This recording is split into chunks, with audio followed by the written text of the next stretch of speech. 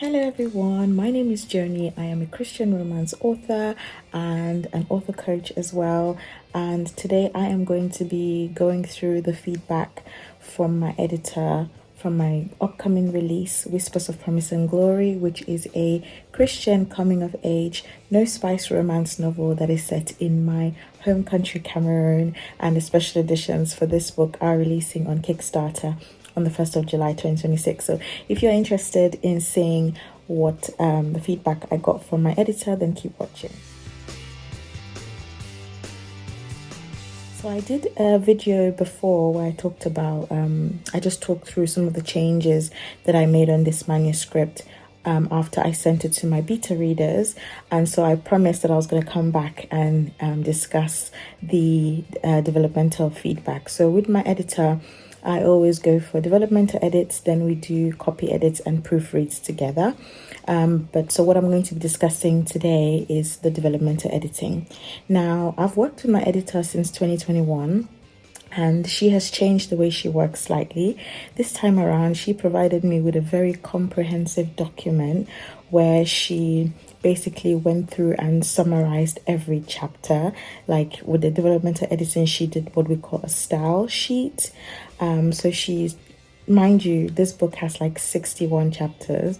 So she summarized every single chapter. She says which POV the chapter, the chapter was written in. And it was really, really good. And she highlighted some things, like if she noticed any mistakes in the chapters and stuff, she highlighted it, in the document, which was really, really helpful, especially when I was going through the document and just reading it like finally.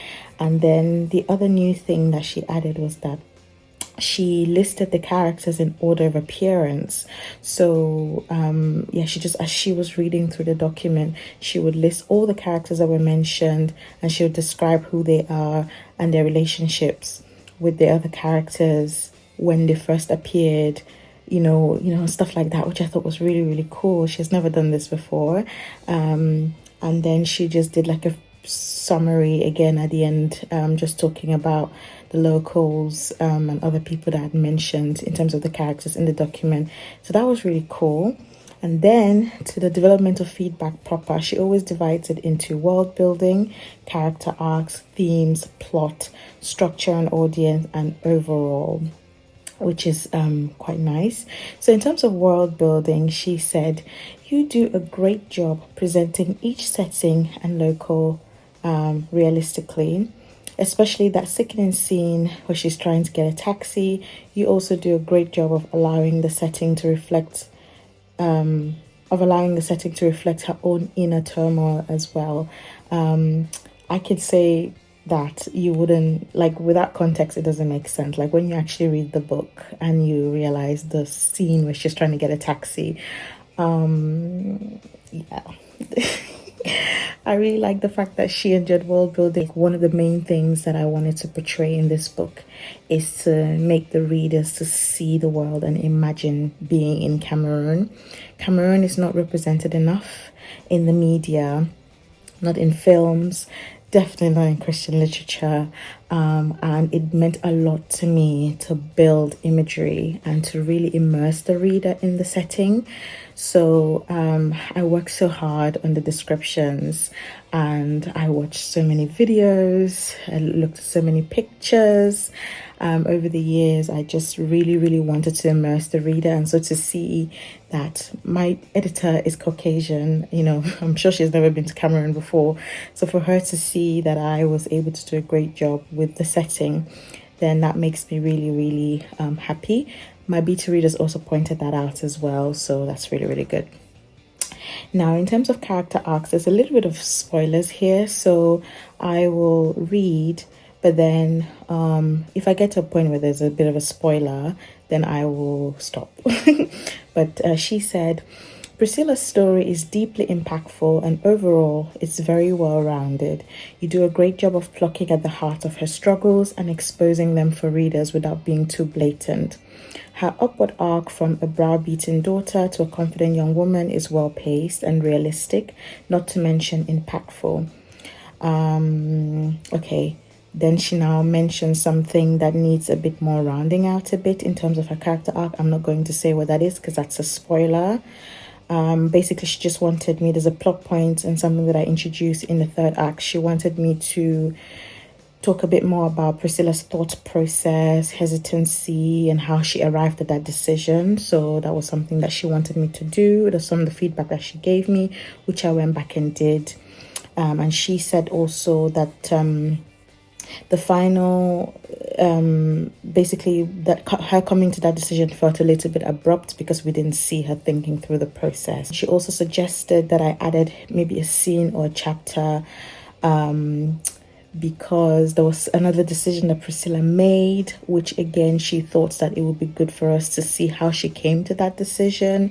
So she wanted me to introduce another scene or chapter to show how she arrived at that decision. She said, you haven't shied away from reality through the whole story, and this would be a powerful way to share what it's like to open up to someone you really respect and receive a listening ear instead of ridicule. I'm just reading it just to make sure that I don't read any spoilers. But yeah, basically you get the gist, right? So that's basically it for character arcs. It was mainly Priscilla's character arc because obviously she's the main character. So I just had to go in and round off two things because of two decisions that she made. Now, in terms of themes, my editor said, you've done an excellent job of tying in the war with Priscilla's own struggles, not to mention themes of growing into your God-given worth according to Christ as opposed to what other people think and say or how they treat you.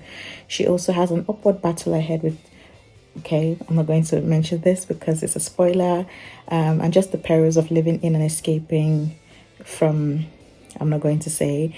In Priscilla's story, we see how trusting and obeying God will carry and sustain us, even in the ebbs and flows where we struggle deeply to do so. Since literary fiction is largely character-driven rather than plot-driven, you do a great job of really honing Priscilla's story. And then the next thing that she mentions is a bit of a spoiler. So, yeah, basically she mentions me just heightening a little bit of the arc in Priscilla just to make sure that the theme is well-rounded. That's something that I had to go back and do. Okay, my baby boy woke up and he's in my arms at the moment, but it's okay. I'm just going to power through the remaining bits. So in terms of plot, my editor basically said that overall your plot is solid and very well thought out, and it's very easy to follow and keep track of. And then she mentioned something, a plot point, which I'm not going to say because it is a spoiler. She basically said that I should consider adding a couple of brief comments in dialogue earlier in the book, so that by the time we arrive to that plot point, readers wouldn't be shocked, like be in shock, because of something that a particular character does. So I had to go back and sort of like do that in the like earlier parts of the book. Yeah, so, and then in terms of structure and audience, she said that this would be great for a YA audience and onward, from there to be general faith-based market. Nicely done. And then overall, she said, overall, I'm in love with this book, and it was hard to slow down while I was reading because I kept wanting to see what happened next. I was even dreaming about reading it some nights. So Priscilla's story is one that definitely stuck with me. Your portrayal of her struggle, suffering, and eventual triumph is incredible and so raw. It was like a gut punch sometimes, which is exactly what you want. So to that, I say very, very well done.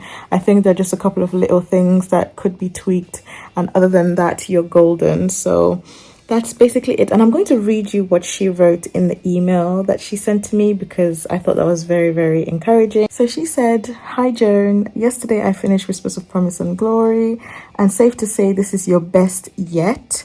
Absolutely wonderful. I've attached the developmental editing, feedback and style sheets below. Please let me know if you have any questions. So yeah, she said this is my best work yet, and I actually do agree with her. This book took 6 years to make. 6 years. Well, even more than that, actually. More than 6 years. I would say 8 years, because I first got the idea in 2018. And I even started writing the first chapter in 2018. But then I returned to the book again in 2020. And that's when I finished the first draft, Well, I returned to the book in December 2019, and then I finished the first draft in October 2020. And then I set the first draft aside because I had other projects to work on, and I finally came back to it in 2025. So 8 years, in the making, and like I said, I poured my heart and soul into it. I'm so glad that, my beta readers enjoyed the story, my editor enjoyed the story, and I'm just so happy that I've gotten to this point where the book will finally be out in the world. I can't wait for readers to read it, to experience Cameroon, to experience the message of hope and peace that God gave me to write in this story. That's the most important thing. And yeah, I'm just so excited. This book will be releasing, like I mentioned earlier, first on Kickstarter with special editions on the 1st of July, which is literally less than 3 weeks away. There will be special edition ebooks, paperbacks, and hardcovers. So I will be sharing a video later where I'll be showing you guys what the special editions actually look like. But if you're interested in this story, I'll leave the full blurb in the description. Then you could go and follow the Kickstarter pre-launch page right now so that you would be the first to be notified when the campaign goes live. Thank you guys so very much for watching. If you have any questions about writing, editing, authoring, then yeah, leave it in the comments and let me know how your projects are going as well. Remember that the sovereign love of the one true God has qualified you to be his beloved one. Take care and God bless you. Mwah. Bye.